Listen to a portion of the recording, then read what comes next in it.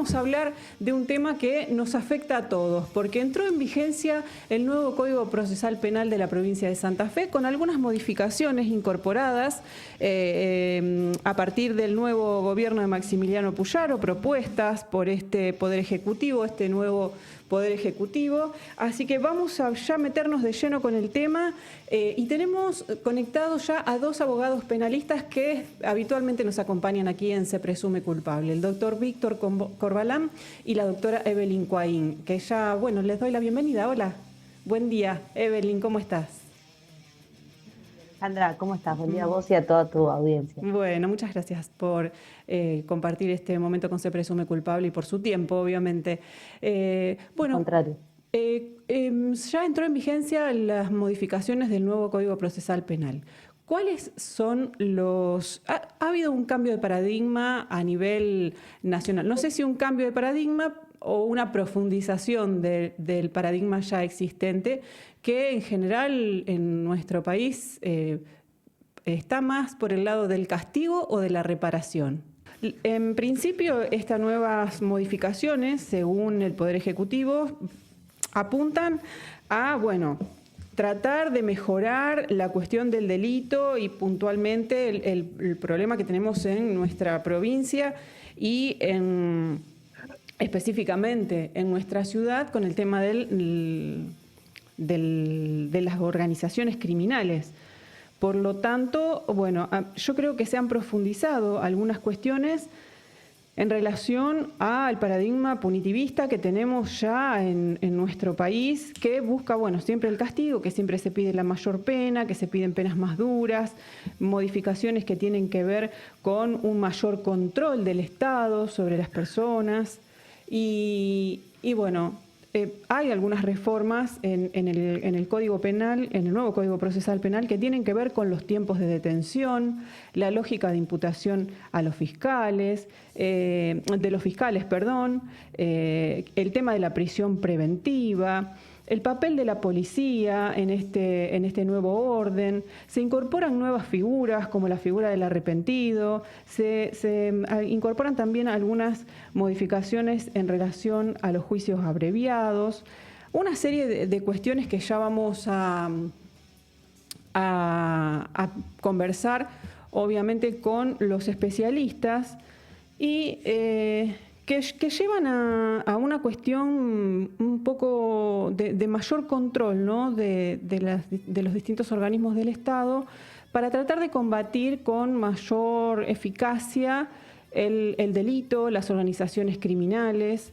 Ha habido desde el inicio de este nuevo gobierno en la provincia de Santa Fe, distintas modificaciones. También ha habido algunas modificaciones en la ley de ejecución penal que tienen que ver con mayores controles, mayores restricciones a las personas que están privadas de la libertad. Y ya la tenemos a Evelyn. Bueno, vamos. Bueno, Evelyn, se nos había cortado la comunicación. Y bueno, y te preguntaba en realidad, estas... Resumen, Alejandra, Sí, vos los pudiste un escuchar. poco. Bien. Sí, Bueno, sí. Lo que no escuché fue la parte del juicio por jurados también, que es otra modificación en el también, sistema exacto, que también procesal se ha penal que, incorporado y que ya quedó aprobada la modificación y ya progresivamente se pondrá en práctica según las últimas informaciones que tenemos. Buen día, Alejandra. Hola, buen día, Si me Víctor. permiten, si me permiten, yo antes de entrar en el análisis de la reforma, Sí, quisiera señalar algo que me parece que vos lo señalabas, lo decías como expectativa, por lo menos de los políticos, de que con esta reforma ujú. se va a tener una mejor herramienta para la erradicación de la situación de inseguridad que lamentablemente se vive en Rosario. Claro, esa es la gran Eh, pregunta, ¿no? ¿Esto va a ser realmente Sí. así? ¿Va a colaborar en eso o es solamente una modificación que va a traer mayor castigo y ningún resultado como ha habido en otras oportunidades? Sí, a mí me parece que es lo primero tendríamos que analizar, porque más allá del respeto que me merece la legislatura de Santa Fe eh, que legítimamente puede y debe ser la encargada de la reforma de las leyes, a veces el mensaje que se le hace llegar a la sociedad es un mensaje, por lo menos equivocado, desde nuestro punto de vista. Eh, el proceso penal, para que la gente pueda entender nuestro punto de vista, que no quiere decir que sea el correcto, pero es el que tenemos y que venimos defendiendo hace muchos años en la universidad. El sistema procesal de lo único que se ocupa es de que la persona tenga un juicio justo, de que la investigación sea correcta y que se respeten las garantías constitucionales. Simplemente que el ejercicio del poder penal a cargo de los fiscales, a cargo de la policía e incluso a cargo del juez cuando le corresponde, tenga un límite, tenga un límite. Y ese límite está dado por el respeto al derecho de defensa, por el respeto a la intimidad, a la dignidad, al estado de inocencia que se presume como ficción, hasta tanto llegue el momento de la sentencia. Es decir, hay una serie de garantías, el derecho a declarar o no, guardar silencio, sin que eso signifique ninguna presunción en su contra. Son garantías que se plantean desde el nacimiento del Estado de Derecho, partiendo de una premisa, que el ejercicio del poder no es bueno. Esta es la cuestión. El ejercicio del poder no es bueno y puede llegar a cometer enormes injusticias, porque quien ejerce ese poder, es una persona, es un ser humano con todas las falencias que ésta tiene. O sea, hablando de incluso de buena fe. No sé si Sí, me sí, te escucha. seguimos atentamente, Víctor. Entonces, cuando después de la Revolución Francesa, sobre todo, se comienza con la estructura del Estado de Derecho, lo que se pretende desde la ideología es decir, bueno, ya que no es bueno este poder, limitémoslo. Lo necesitamos, vamos a limitarlo. Y esa es la idea con la que se empieza a ver la necesidad de que quien ejerce el poder respete garantías. ¿Por qué? Porque se presume, se admite la posibilidad de que se pueda equivocar. Entonces, no le demos amplias atribuciones, sino que señalémosle límites. Por el contrario, en el sistema anterior a la Revolución Francesa, en el sistema inquisitivo, que a pesar de la Revolución Francesa sigue perdurando y hasta nuestros días, en el sistema inquisitivo, el poder era algo bueno, porque quien lo ejercía lo estaba ejerciendo en nombre de un ser superior, inspirado por un ser superior. La cuestión religiosa está mezclada Claro, y da fundamento a ese poder. Entonces, ¿por qué ponerle límite? Un disparate. Que ese poder se ejerza sin ningún límite, por claro. favor. Entonces, lo que el político actual está señalándole a la sociedad, creo que de un modo equivocado, es que se necesita que el poder se ejerza sin tantos límites como originariamente tenía el código. Entonces, está dándole más atribuciones a la policía, le está dando eh, incluso técnicamente mal. Vamos a dar un ejemplo. En el código, desde el gran cambio que hubo en el código a partir de su entrada en vigencia, o sea, a partir del año 2010, fue, perdón, 2014, 2014. Sí. fue que la policía no podía detener a quien ella considerara que merecía ser detenido. Antiguamente, y conocimos mucho de esto porque lo vivimos, la policía decidía que fulano era el autor de un delito y lo detenía. Y lo ponía a disposición del juez de instrucción. Sí. Entonces después el juez observaba, analizaba si estaba bien o estaba mal esa privación de la libertad. El paradigma cambió completamente. Y a partir de la reforma, el único que puede decidir, el único que puede decidir quién, quién debe ser detenido es el fiscal. Y el fiscal le ordenará a la policía que lo detenga, porque los elementos que reunió mínimamente en la investigación le permiten considerarlo que es probablemente el autor y que merece estar detenido. ¿Por qué? Porque después le va a pedir la prisión preventiva. Entonces, ¿qué hace la reforma? como quiere darle más facultad a la policía, y la policía sí podía detener en caso de flagrancia, Claro. en caso de flagrancia. ¿Qué quiere decir flagrancia? Flagrancia. Quiere decir que a una persona lo sorprende en el momento en que está cometiendo el hecho. Exacto. Obviamente, si un policía va por la calle y ve que alguien está robándole un celular a una persona, no puede decir, ah, no, yo tengo que esperar que venga el fiscal a darme la orden para proceder a detenerlo. Claro. Es de toda lógica que Ujú. inmediatamente el policía procede y lo detenga. Entonces, en el momento de que ocurre el hecho, no hay ningún inconveniente en que proceda a la detención. Sí. ¿Qué hace la reforma? Mal.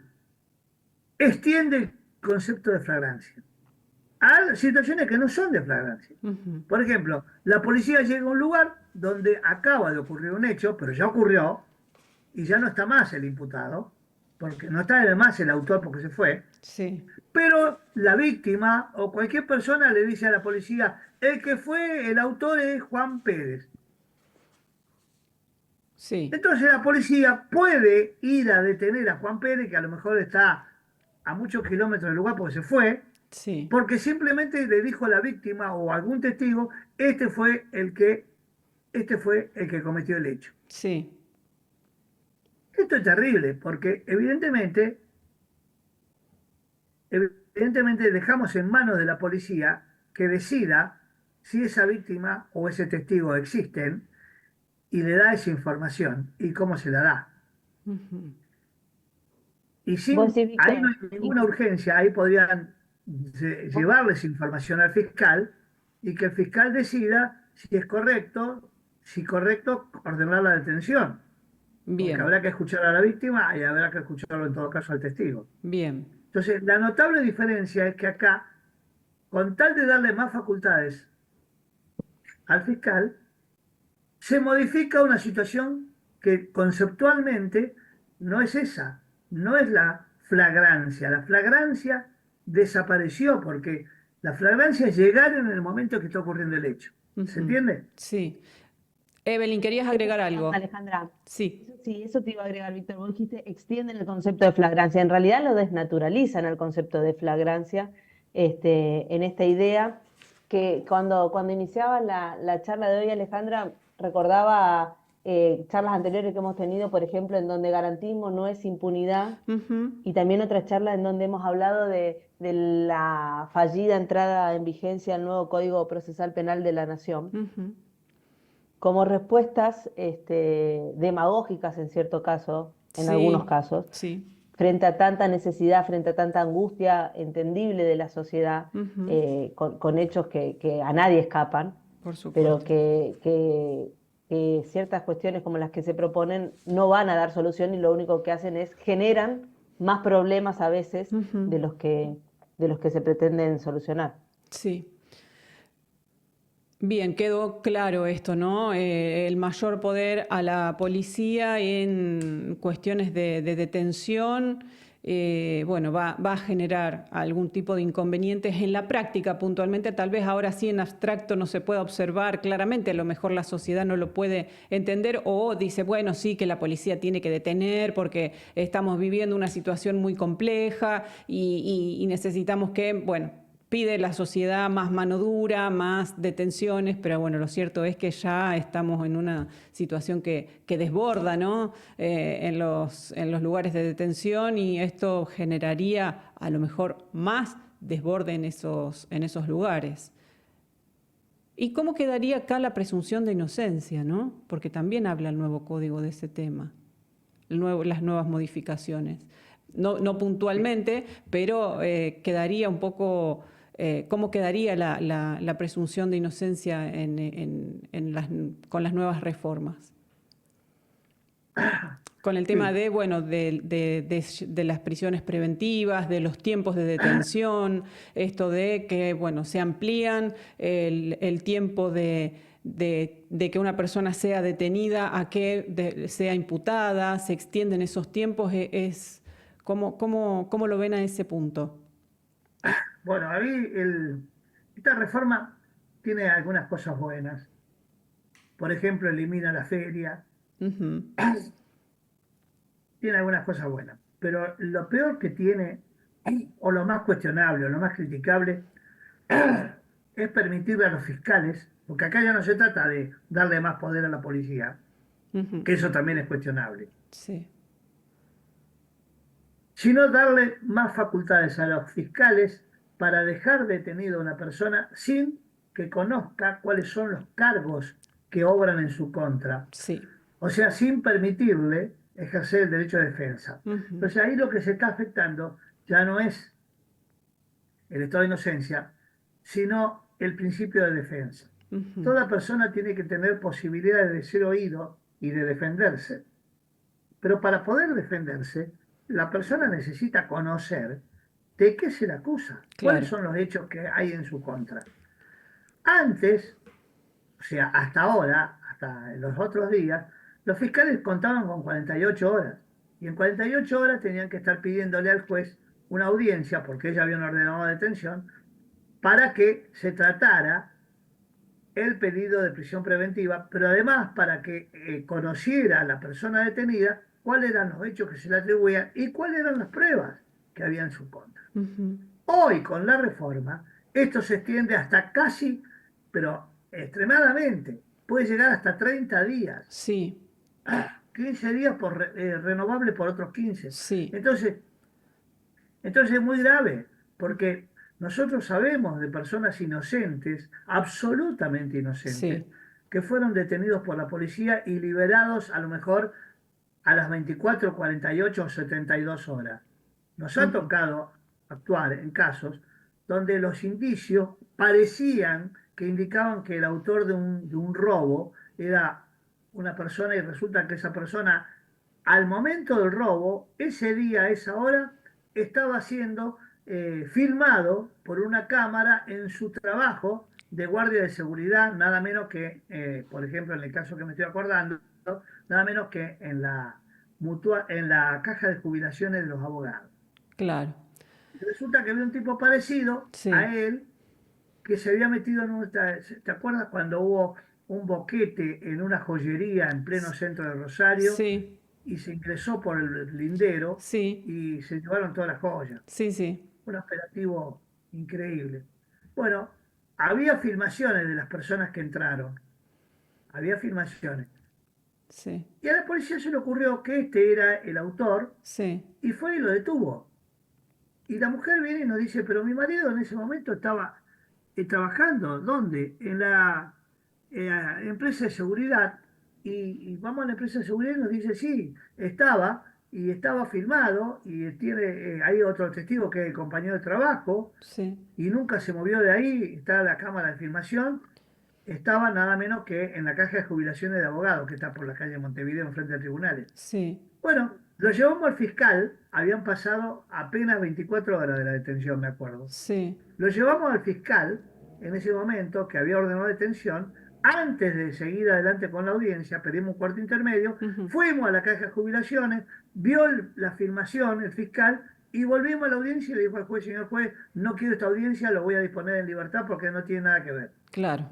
Eso lo logramos porque Pero el sí, fiscal sí, convocó a la audiencia dentro de las 48 horas. claro. Hoy ese fiscal, ese mismo fiscal, cuenta con 15 días, por 15. lo menos, o Sí, 30 en su caso, sí, para hacer todas las medidas que quiera. O sea que esta persona podía haber estado preso una semana, 10 días, hasta que realmente llegara a la conclusión de que no era el autor. Y sí, esto va a ocurrir. claro. Y si no está no estaba la filmación, era otro tema también. Sí, Pero también más que la filmación, Alejandra, Sí, ocurre que el sistema de detención ahora prevé dos posibilidades. sí. Uno por horas, Ujú, que es como se intenta que eso sea la regla, y después la excepción para casos complejos de muchas víctimas, ujú. muchos imputados y demás, en donde se prevé esta posibilidad. Nada nos garantiza de que la mayoría de los casos se direccione a esa cuestión Claro, por complejidad, porque siempre se fue tocando el plazo en el que el fiscal tenía la posibilidad de mantener detenida a una persona. claro. Arrancamos por 24, fuimos a 48, terminamos en 72 y Sí, ahora terminamos en esta locura de 15 15. por 15. Sí. Y lo grave no es que estaba la filmación en este caso, Alejandra, que también era una suerte para esta persona, Ujú. sino que había un espacio, una audiencia, en donde el juez, con la intervención de las partes, podía controlar una detención. hoy en día eso, con la reforma tal como está, va a pasar recién, como indicaba Víctor, a los 30 días. Claro. Porque si bien la reforma indica que se debe llevar a la persona a los estrados judiciales para un control sumario de la detención, nada garantiza, y he estado conversando con gente que trabaja en el Centro de Justicia Penal, me refiero a fiscales, defensores, jueces, nada garantiza de que eso funcione de una manera en donde em, se pueda discutir a fondo la cuestión de la detención. Y eso es lo grave. Sí. Realmente sí, es grave, porque una persona, sobre todo porque una persona inocente puede quedar detenida por mucho tiempo. Y después, ¿qué sucede con eso? ¿Quién repara ese daño? Nadie. Ese es uno de los grandes falencias que tiene este nuevo sistema, desde que está vigente, es que no se hace responsable al Ministerio Público de la acusación de los errores que comete. Y hay muchos errores. Ujú. Y se siguen cometiendo, porque son seres humanos los fiscales. Claro, Y como tales se equivocan. Y como tales deben responder. El Estado no puede absolver a una persona que estuvo 2 años preso y decir, no, bueno, a las costas no, porque había razones para investigarlo y para dejarlo preso. ¿Pero qué razones? ¿Qué razones? Si un fiscal tiene que pronosticar que va a haber una condena para acusarlo, y acá no hubo una condena, quiere decir que el pronóstico del fiscal estuvo mal. claro. Consecuencia, debe pagar las costas. Acá las personas que van presas, encima de estar preso 1 año, 2 años inútilmente, después cuando llega el momento tienen que afrontar el gasto del abogado particular si lo tuvieron. O Claro, si no, el gasto del perito, si hubo necesidad de un perito. sí. Bueno, realmente que el balance en general de las modificaciones, ¿para qué lado se inclina? Para la No, balanza. no, yo creo que el sistema tiene cosas buenas. Ujú. Yo creo que en el balance debo estar conforme con la reforma, porque estas falencias de las que hablábamos con Evelyn van a tener pronta respuesta. Ujú. No va a faltar un juez que lo va a declarar inconstitucional. Ajá. Cuando un fiscal deje preso a una persona más de 4 o 5 días y resulta que la defensa plantea un habeas corpus y le diga, señor juez, esta persona no puede estar detenida sin conocer los cargos, sin conocer los hechos que se le atribuyen, está violando el derecho de defensa, un juez va a hacer lugar y van a declarar inconstitucional este artículo de la reforma. O sea Ajá. que esto vamos a encontrar una solución. No me preocupa tanto. Ajá. La reforma tiene cosas positivas. Por ejemplo, le permite a los fiscales de ejercer un criterio de oportunidad en muchos casos donde actualmente no lo puede hacer. Ujú. Por ejemplo, entre aquellos casos donde a la hora de la sentencia definitiva no va a haber una pena privativa de la libertad efectiva, concreta. Ujú. Entonces, ¿para qué llevar a juicio a esa persona? ¿Para Sí. qué? Bueno, después hay otras cosas que son técnicamente criticables, pero yo creo que radialmente no sé si a la gente le va a interesar. No le va a cambiar el día a día esta reforma a la gente. Ujú. Lo que sí queremos decir es que a los abogados sí nos preocupan los errores que se cometan por exceso de poder. Eso sí, debemos estar muy atentos. Claro. En relación a la prisión preventiva, ¿hace alguna referencia las modificaciones o yo entendí mal? Perdón, no entendí bien. En referencia a la prisión preventiva, ¿hace alguna referencia? Sí, O yo, sí, yo leí algo sobre prisión preventiva. ¿Cómo puntualmente es, cuál es porque no terminé de entender técnicamente ese punto. sí, la prisión preventiva lo que hace el código de la reforma es poner un montón de casuismo de cuando hay realmente peligro de fuga o peligro de entorpecimiento. Ajá, Eso está mal. La ley no debe ser casuista. Antes se decía, la prisión preventiva procede cuando hay peligro de ujú, que la persona se profugue o cuando hay peligro de que se entorpezca la investigación. claro, Bueno, ¿cuándo va a ocurrir eso? Vemos el caso concreto. En cambio, ahora empiezan a dar una serie de ejemplos, sí, la ley de un montón de ejemplos para decir que no están mal, pero que hay muchos otros casos más. ¿Por qué se puede escapar, ¿no? Por claro, ejemplo, ahora ponen la posibilidad de dejarlo preso porque está participando en un delito donde hay otro que lo está dirigiendo desde la cárcel. claro. Eso Sí, no a mí veo, me resulta que no todos veo que sea realmente. que todos los puntos que hacen referencia a esas cuestiones son muy subjetivos. Me da la sensación que Sí, hay que analizar y depende del criterio de quien lo esté llevando adelante en ese momento al proceso. No sé si da, digamos que el Código Penal, las leyes penales son muy taxativas y acá es como que deja a criterio de las personas algunas cuestiones. sí. Sí, lo que se quiere es que la prisión preventiva sea más amplia, haya más gente presa, como Sí. si esa fuera la solución, Claro, pero presa sin condena, claro, presa sin condena.